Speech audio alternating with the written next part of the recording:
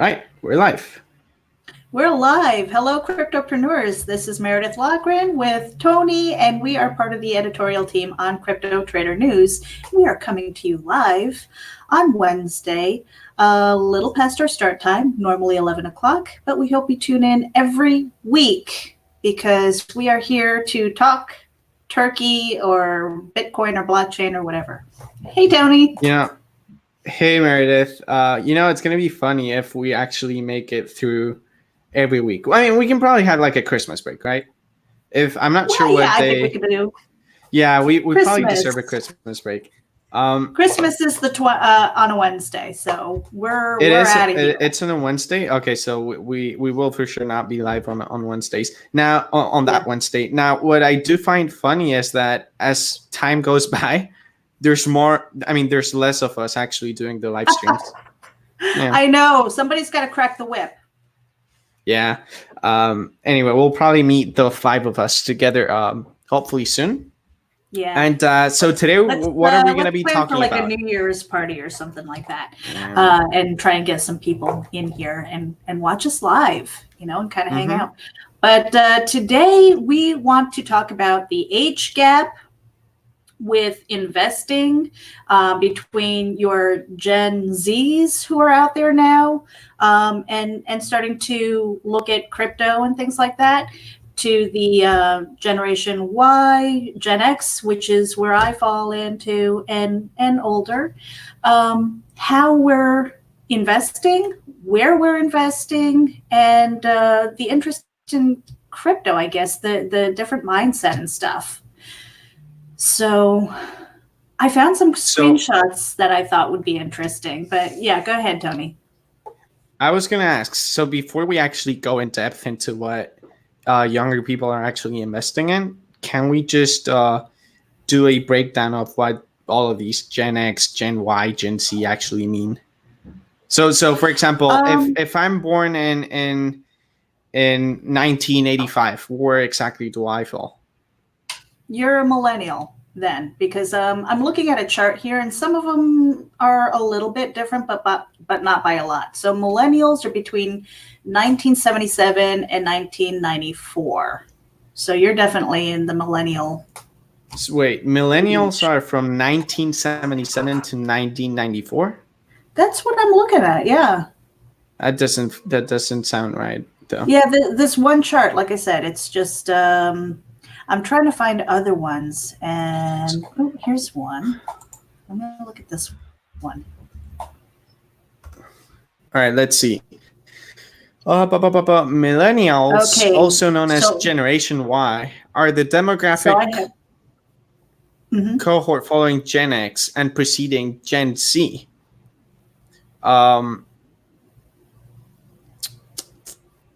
I've got a different chart here. So I'm seeing if you're 1981 to 1996, you're a millennial. And if you're born after 1996, that means you're not a millennial anymore and you're actually Gen Z.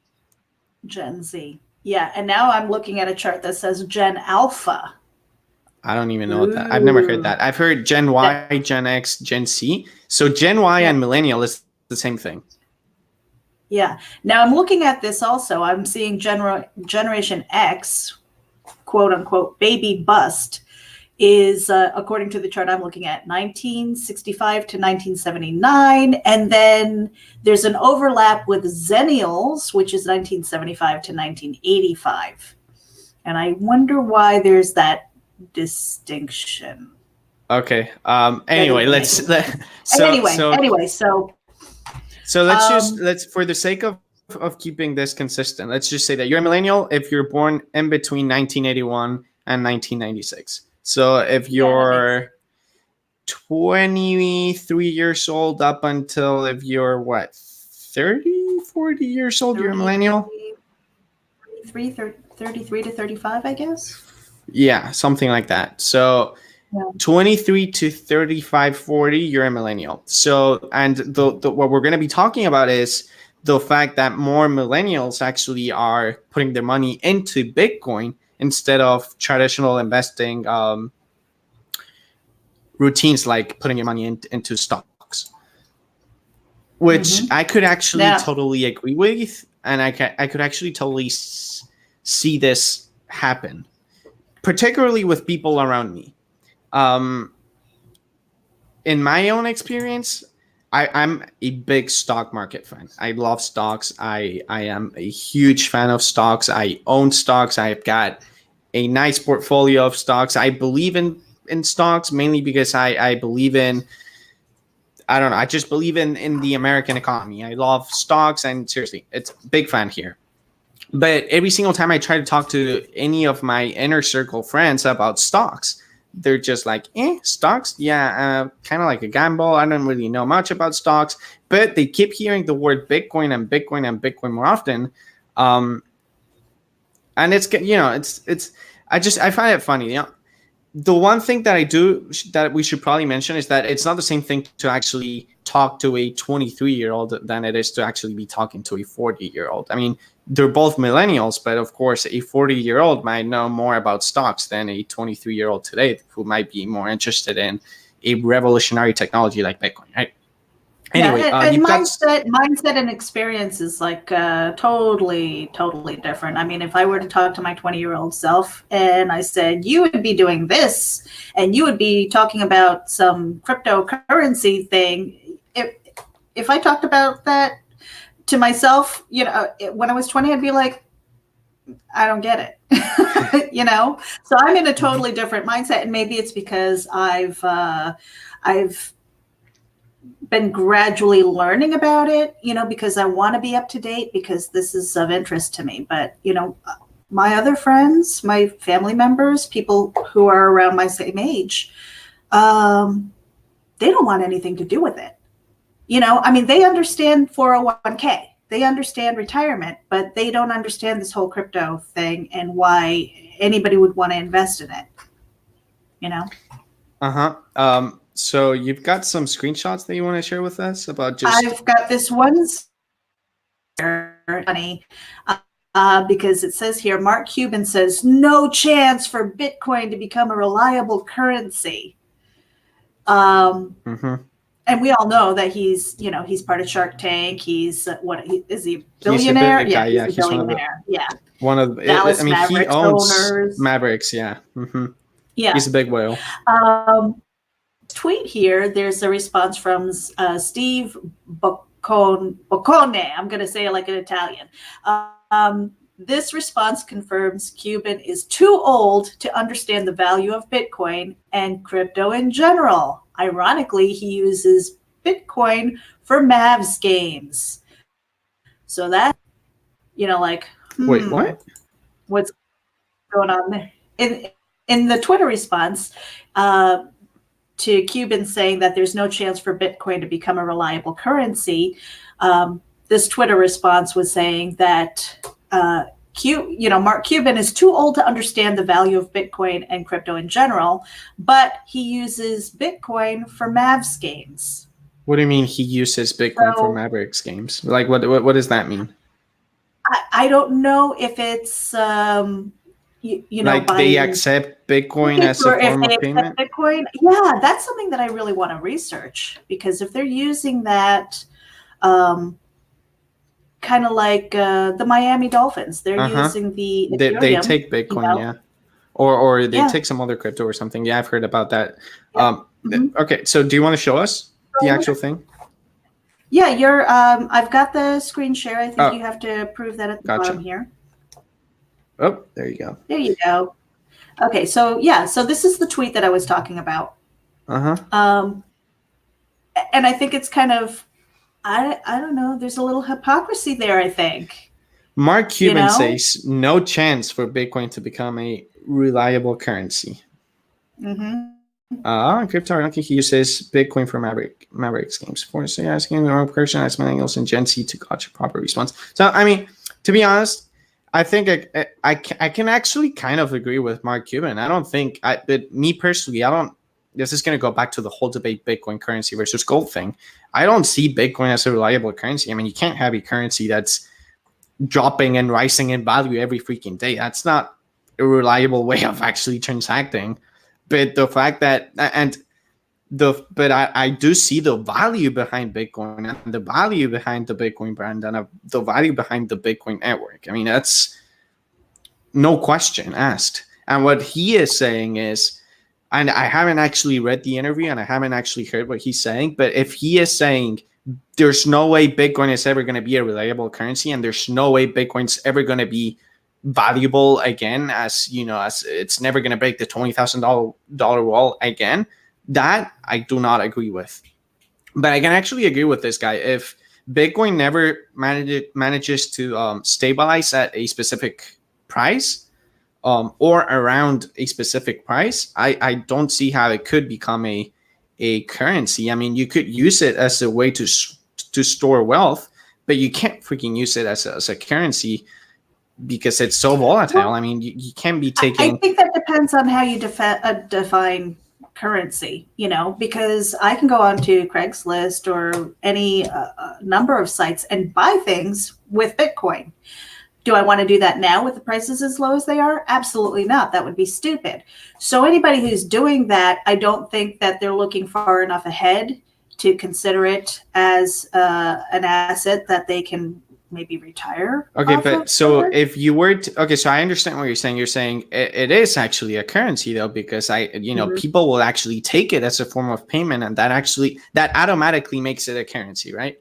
Yes, in my definition, yes. I understand that, and I can but I actually think it's even I agree with it. I think it's stupid if you do it. Well, I mean, anything can be a currency, right? I can give you water for whatever it is that you're selling on Craigslist, and water would actually be a currency, right? You can do that with anything. Yeah, anything with monetary value. But so let me get that off of here, and I have another screen that I'm going to share. But like I was saying, I mean, if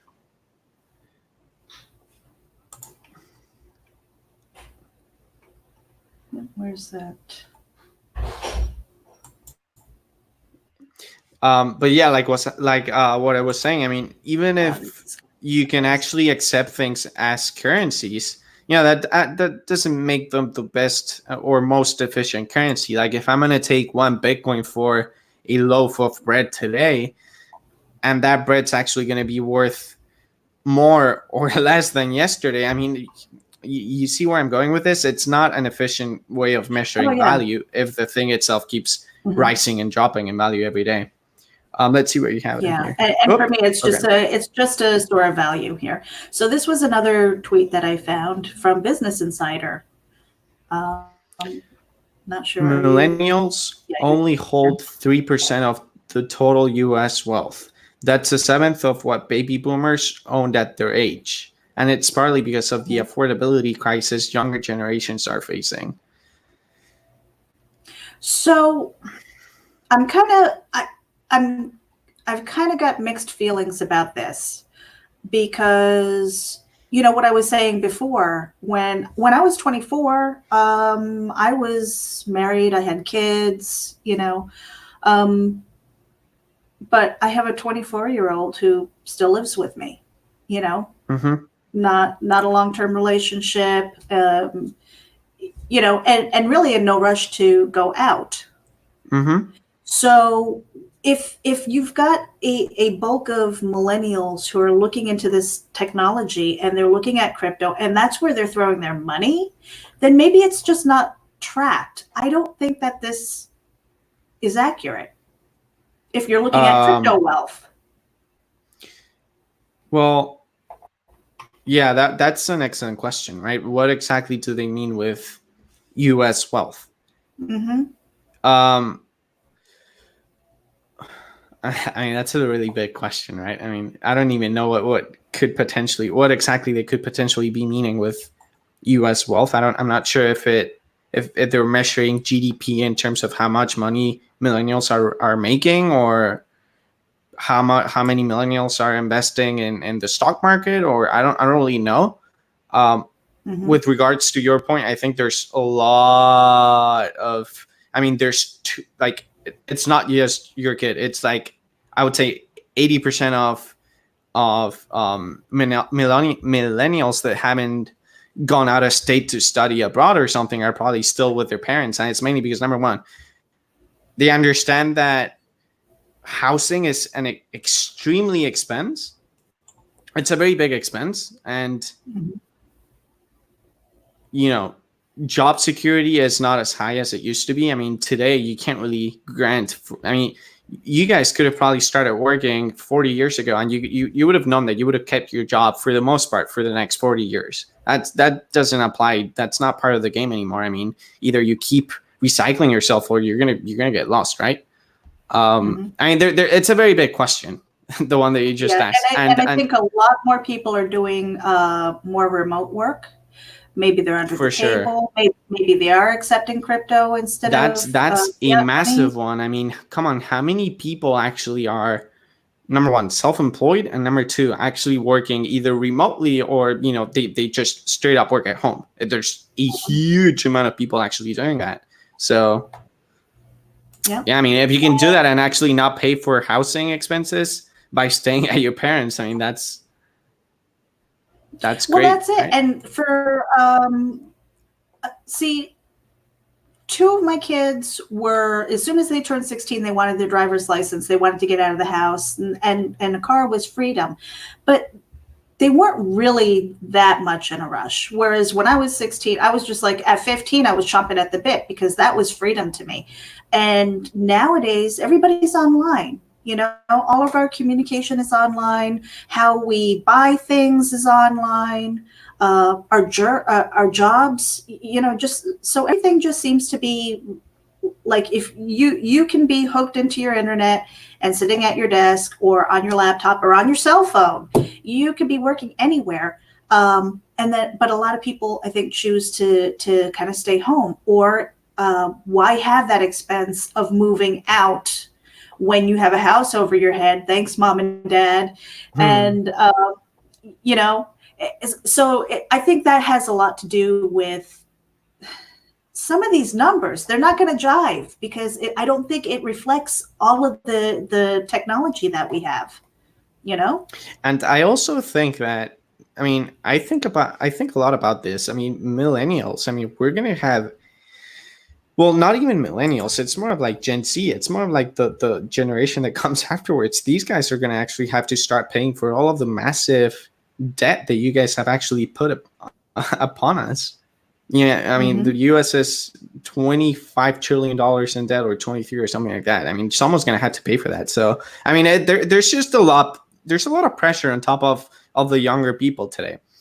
Now, going back to our original question, I mean, what this live broadcast is about, more millennials own Bitcoin today than stocks. Good things and bad things. Good things. They're doing. Pop up this screen because I've got that up. Oh, gotcha. Let's see what this says. Top 10 equity holdings across generations: Millennials, Amazon, Gen X, Apple Inc., Baby Boomers, Apple Inc. So for millennials, it's Amazon, Apple, Tesla, Facebook, Grayscale, Bitcoin Trust. Grayscale, that's Bitcoin. Yep, that's Bitcoin right there. So okay, wait, so they don't actually own more Bitcoin than stocks, right?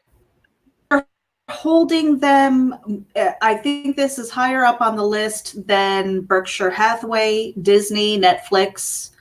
I think this is organized by the generations. So it does say here that 1.84% of the millennials that I get talked to own Bitcoin, whereas 1.58 have stock in Netflix. Well, yeah, okay, I think that makes sense. And then again, if you go to Gen X, bit more popular in their portfolio. Oh, sorry, I keep. Well, if you go to Gen X though, is there the Bitcoin Trust Fund anywhere in there? No. Nope. So You know? millennials are the only ones holding big. I mean, come on, Gen X and baby boomers. We were talking about people over 50 or 60 years old, right? Well, Gen Xers would be in their mid 40s up to, I So want to yeah, say so about the 56, something like yeah, that. so I mean, a lot of these people are probably still learning how to use Facebook, right? Ah, no, no, I mean, I'm Facebook is just I'm just old. saying. Hey, now. I think there's I think there's a big misconception when we say millennials. I mean, we get this image of millennials, new Like century or teenagers. something. Yeah, Yeah, like they're young, but not but they're really. not. Millennials They're are not. They're young millennials. adults now. Yeah, 23 to 35, 40. I mean, come on, you're an adult. Yeah. You're a full Yeah, adult. you're an You know what you're adult. talking about. Some of you have families, children, things like that. And it's kind of funny because if you look at the baby boomers compared to the Gen Xers, I mean, Apple is the top two across the board, right? And then you Mm-hmm. have Amazon also in the top two. So they're kind of back and forth. But the baby boomers, the older ones now, they're the ones who had that learning curve with computers, right? Mm-hmm. So Microsoft is there. You see Facebook, Visa, the credit card company, Boeing, airplanes. It's like that to me. I would never even think about that. You know, Yeah. I would think about SpaceX before I thought about Boeing because of Mm-hmm. space, but not so much airplanes. I don't know why. That's kind of I have to reflect on that. Yeah. Yeah. It's it's interesting numbers for sure. Anyway, do you Yeah. have anything else you want to share? I have one more, and let Okay, me just let me. get that Well, all right, there. and while you put it up, Yeah, I've got one more screen to share. I was gonna say, I mean, going back to the whole question, owning more Bitcoin and stocks, I mean, I could see it working very well or very poorly because if crypto ends up being what Mr. Peter Schiff keeps saying, it's gonna go down to zero. It's a fool's prophecy. It's who's the greater fools, who's going to buy Bitcoin from me at a greater price. The millennials are going to be in a big trouble. Now, of course, I don't actually believe that. I think we're going to be great. I think Bitcoin's going to be Bitcoin for a big chunk of time, or at least I'm hoping. Although, to be honest, I was expecting this Christmas to be very, very, very bullish. And so far, I mean, it's not Christmas yet, but I'm getting slapped in the face right now. Anyway, let me You know pull this what? up. I had just a sneak peek for our audience. If you're tuning in, I had an interview with Evan Vandenberg of Wax. And I asked him, I said, where do you think Bitcoin's going to be? And he says, 100 grand by 2020. And I was like, I'm buying Bitcoin, and he's a dev, So I think that I guess again it speaks to who you're talking to, how knowledgeable they are, I because mean, 100 grand. there's a lot of education that needs to happen for people That's to really true. get on board. But because it's still new, we all have this learning curve. But I think the next generation of people who are coming in are going to be like, Hey, they don't millennials are care. owning it. Millennials are Yeah, but owning it already. they don't care how blockchain works. They don't care about it would be like you and me turning on the light switch and going, how does electricity come out of that? I don't care that it goes through the wires and goes through whatever process, and it starts at the dams or something like that. I don't know. I just know that if I click the light and my lights come on, we're good. And I think that's kind of going to be how we feel about Bitcoin and cryptocurrency maybe in another 5 to 10 years. I hope so, but I still feel like it still has to get a little easier than it is right now, which it's not hard at all. I mean, Coinbase could be handled by a 3-year-old kid, but I still think like, for example, you got to make sure that going into Walmart and paying with Bitcoin is super easy, just as easy as swiping your card and putting in your PIN number. Mhm. And I don't think we're Yeah. quite there yet. I don't think we're very far away either, but I still think we're not quite there yet. Eric think if you Finman, have I was going to say we did actually an article about him. yeah, we wrote about Eric Finman. Let's see how 13-year-olds used to make money: mow lawns, lemonade stands, shovel snow, and how 13-year-olds make money now. Run a Raspberry Pi Bitcoin mining rig on mom and dad's Wi-Fi, arbitrage crypto across exchanges, or set up a network of Twitter bots to boost chatter and pump altcoins. Mm-hmm. I mean, yeah. I think he was the youngest Bitcoin millionaire. Yeah. Millionaire. Yeah. By the time just barely a teenager.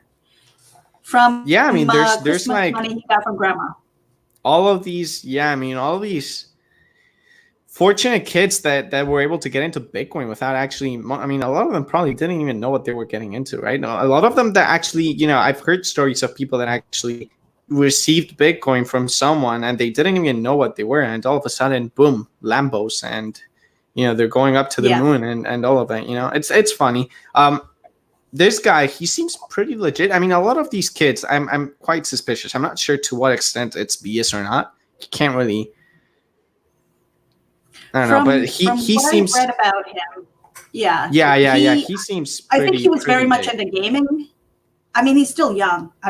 He's younger than my kids, but I think he started off in gaming, and who knows where his interest came from, or even how he heard about Bitcoin in the first place.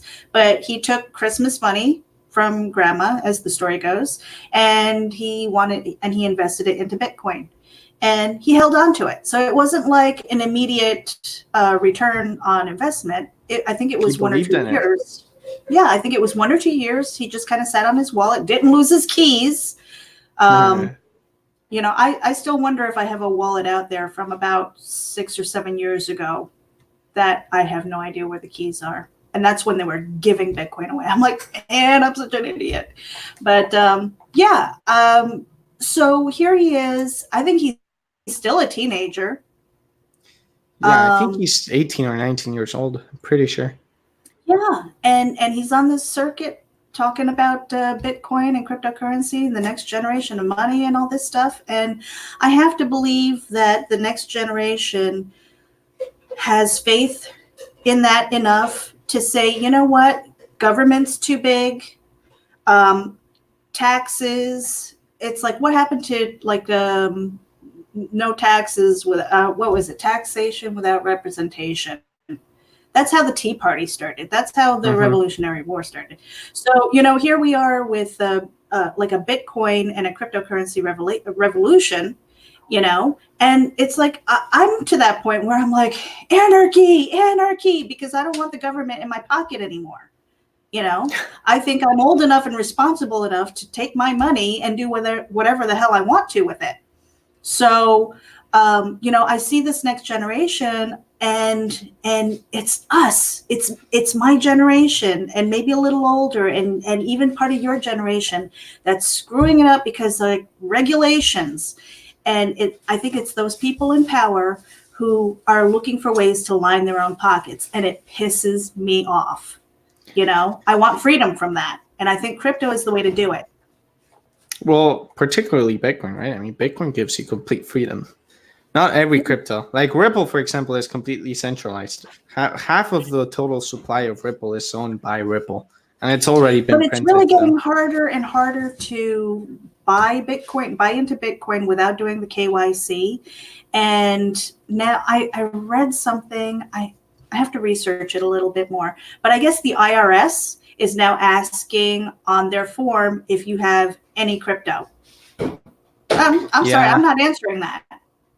Well, as long as you're not, my guess is that as long as you're not making over X amount of millions of dollars, if you leave it blank, or if you're not forced to actually fill it in, then I don't think you're going to have the IRS knocking on your door. But again, I'm this is not financial advice. But, yeah. Right, right. I mean, obviously, you want to talk to a tax professional, and I think it also depends on what state you live in. If you're in the United States, and that's really that has actually. This might be a great conversation for another week, but the tax implications and how it affects where we decide that we want to live. You know, Well, I think what do you that's mean? big because if I'm, let's say, because I'm in Florida. Let's say I want to move to a different state. I'm looking at what those states charge for income tax or inheritance tax, school tax, and now whether or not they are crypto friendly. That's part of For the most part, I'm pretty sure that, I mean, across states, specifically within the U.S., I'm pretty sure it's going to be very similar. Now, what the question that people usually ask themselves is, to which country am I going to move? Am I going to go to Malta, or am I going to go to Portugal or Singapore or something like that? But of course, I mean, you start there, you got to say goodbye to your U.S. citizenship, and if you keep it extending, right? I mean, we could be talking about taxes forever. Maybe one day we can discuss taxes. I mean, particularly, I actually spoke once with a financial tax advisor that got quoted in I think it was, I'm not sure if it was the New York Times or the Washington Post, and he talked to me through the whole mess that taxing crypto is right now. It is such a mess, such a headache. Treat it as if they were stocks, essentially, or as if they were just any asset that has capital gains on it. If you make money, great. You gotta declare it. If you lose money, then you can actually also declare that, right? I don't think you actually declare crypto on your taxes until you actually cash out, until you actually convert it to US dollars. That's what I understand. Yeah. Now, the problem is that as it becomes easier to use our crypto for day-to-day expenses and just to overall spend it, now it's where it's going to start getting more of a pain for the IRS, because now we can actually make money and not pay taxes and still spend it and use it, and it blows up. Anyway, I think this was a great chat. Then we can leave it for now. Hopefully next week we'll have more people. I think it was a great chat though. Yeah, definitely. I hope some people chime in and leave some comments in the in our social media. So this is going to be on YouTube, Facebook. Are we doing it on Twitter? Yeah, this is on Twitter as well. Cool. All right. So you guys chime in, listen in, and we'll talk to you next week. We'll see you guys next week. Bye.